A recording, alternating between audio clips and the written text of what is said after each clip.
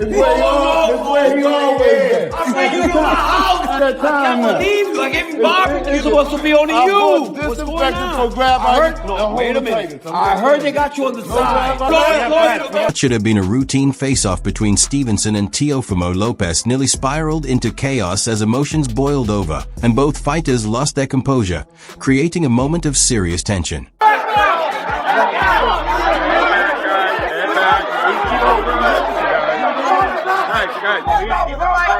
Stevenson has repeatedly suggested that Lopez's confidence is more performance than reality, arguing that the bravado is a cover for underlying insecurity. From his perspective, he believes Lopez deliberately plays a hardened persona, but that image doesn't convince him. Stevenson maintains that despite all the talk surrounding psychological warfare, Lopez has never genuinely broken an opponent's spirit in the ring. He highlights past bouts, noting that fighters like Steve Claggett and George Lachenko endured the full distance against Lopez, showing that his skill set has yet to mentally dismantle those he faces. Nervous, and he's giving off energy as if he's trying to dilute his brain into believing things that are basically not going to happen. I just don't understand how he can dilute his brain into believing that when he didn't make Steve Claggett, that's his name, Steve Claggett, quit. He didn't make him quit. He didn't make George Kambosos quit. He did not make Lomachenko quit. So what in the world makes him think that he's going to... Stevenson says Lopez's confidence is more show than substance, calling it a crafted image rather than the real thing. He argues that despite the talk of mind games, Lopez has never mentally broken an opponent, pointing out that fighters like Steve Claggett and George Lachenko went the distance against him. And he's had 2 questionable performances against southpaws. What do you feel like he struggles against southpaws because he beat 2 very good ones? I mean, it's hard to say. They say he beat 2 very good southpaws. I don't want to take credit away from him. He did what he's supposed to do, but I do know with Josh Taylor, he was dying at the weight class. He was dying at 140 pounds. He was too big for that weight. Like, he shouldn't have been fighting. So I can't say he beat the best versions of them guys. I'm not taking none away from him. Teo's a tremendous fighter, but I don't look at that and be like, oh, that was amazing. Like, it was a great performance. He did what he was supposed to do. Believes everything is coming together at the perfect moment, saying this training camp has produced the strongest version of himself yet, one untouched by Faye. Stevenson claims that while others may have been rattled by Lopez's tactics, his own mental preparation leaves him unaffected. He views this fight as an opportunity to expose Lopez on the global stage and clearly prove who stands above the rest. To do what you know you're going to do on Saturday. It means everything. I trained really hard for this moment. Blood, sweat, tears is all on this, and I had a hard training camp, 12 weeks, and I'm just ready to show who I am. Lopez rejects any idea of friendship or mutual respect between them. When Stevenson attempted friendly gestures during fight week, Lopez interpreted it as a ploy to catch him off guard. He refuses to buy into what he sees as artificial sportsmanship, insisting they are simply rivals connected only by the upcoming fight. Lopez also draws a sharp comparison between Stevenson and past opponents like Lomachenko, holding the Ukrainian in far higher regard as a complete fighter with a resume he believes far exceeds Stevenson's. In his view, that gap places Stevenson below the elite level of competition he's faced before. Not the fight. My career. Far different, guys.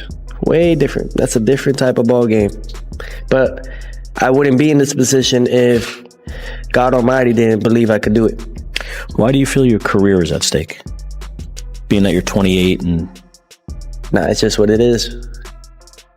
Just what it is, B. Just what it is. Lopez frames the fight as carrying very different consequences for each man. He argues that Stevenson has a safety net as the current lightweight champion, believing a defeat would simply send him back to a division he already controls. For himself, Lopez says the stakes couldn't be higher, claiming his entire career momentum rests on this outcome.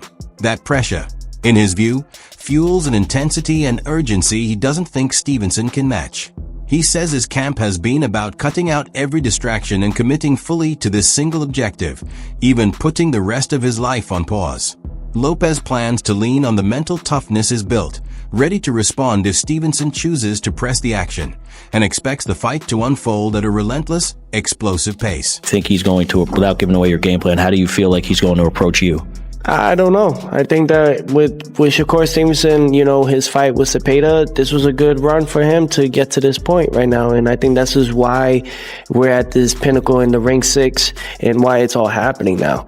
So, but seeing him stylistically in that fight doesn't mean that he's going to carry that every time. Right. If he does, we're ready. And if he doesn't, we're also ready for that too. Knowing Shakur, he might mix it up. In both ways, stylistically. Mm-hmm. And if he does that? And if he does that, then grab your popcorn early. Get your popcorn early, get your beer early, and sit down. Opinions surrounding this matchup underline how unpredictable it truly is. Pauli Malignaggi, drawing from his experience as both a former champion and analyst, leans slightly towards Stevenson while still acknowledging how dangerous Lopez can be when under pressure. He points to a clear pattern in Lopez's career. He tends to thrive when written off and struggle when heavily favored. Time and again, Lopez has produced standout performances against elite opponents when expectations were low, surprising critics. Conversely, when entering fights as a presumed winner, he has at times looked distracted and fallen short of dominance. Shakur the edge, I do, but Teo is not something to play with because when he's got his back to the wall, he becomes the most difficult guy to deal with, And he's got his best performances when people count him out. And then when people feel like he's going to win easily, he's got his worst performances. So this is one of those times where Teo could make it really, really interesting. Shakur for me is a possible pound for pound number 1 at one time. But if there's a guy who could be a threat to him, it is Teo because Teo has that little bit of difference-making ability. Is it a 60-40 fight? Is it still close? I mean, it's probably 60-40, maybe even higher, but that's a live 30 and 40 by Teofimo because, again, the way he shows up is very, very difficult and tricky.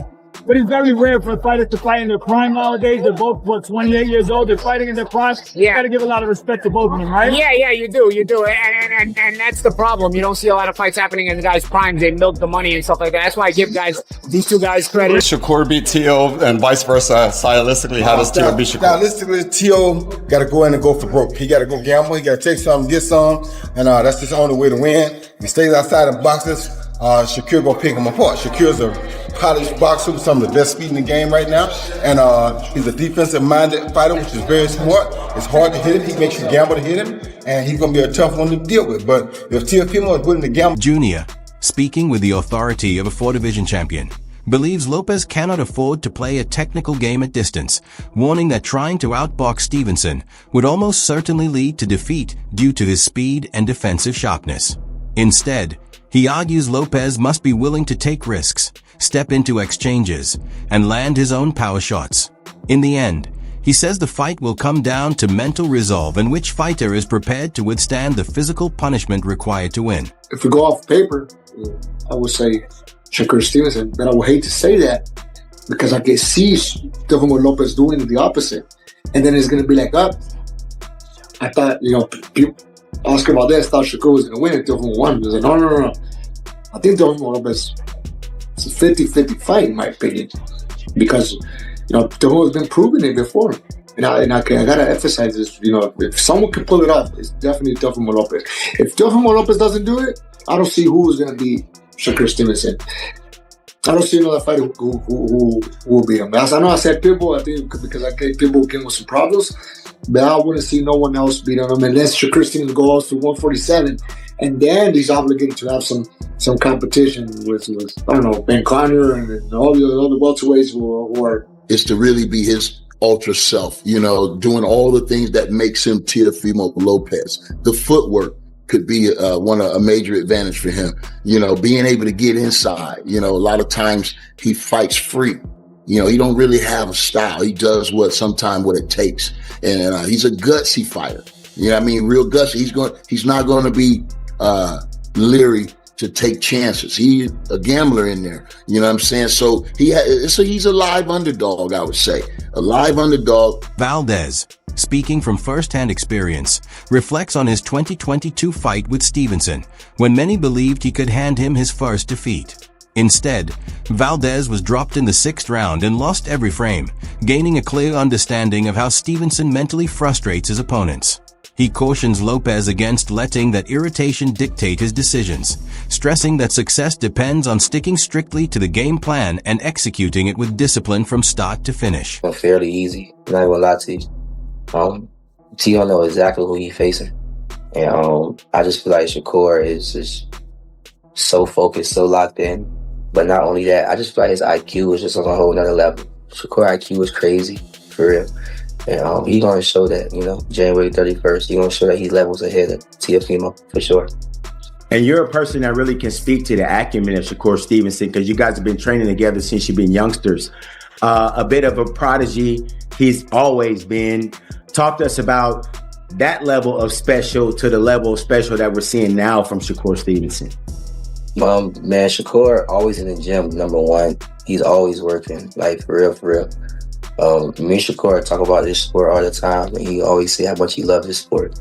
And I'm like, shit, I wish I loved this sport how much you loved it and shit. I don't really give a damn. Like, I just like fighting for real. But Shakur really loves boxing. Like, he really loves boxing, you know what I'm saying? So, like, Shakur, like, he remind me of, like, Muhammad Ali. Like, you gotta kill Shakur for him to lose in that ring. Dead ass serious. Like, you know what I'm saying? So, Shakur just loved this sport so much for him to even come close to anybody. You know what I'm saying? Y'all gonna see this shit January 31st. Just a different level of dedication from Shakur Stevenson all the way around, huh? Yeah, for sure, for sure. He's different, bro. And I'm glad I got the chance to even watch him. Like, I'm blessed to be around him, just to see just the work ethic that he had since he was a kid up until now. He still has it. You know what I'm saying? So it's just a blessing for me just to be around and see. Tan Davis, who will face Ortiz on the undercard, predicts Stevenson will handle Lopez with relative ease. He points to Stevenson's exceptional ring IQ as a deciding factor, emphasizing a level of mental sharpness and tactical insight far above the average fighter. Davis believes Stevenson's preparation for this bout is so thorough that he has mapped out every aspect of Lopez's style and devised exact counters. According to Davis, this intelligence allows Stevenson to anticipate his opponent's moves and position himself to avoid threats before they even happen.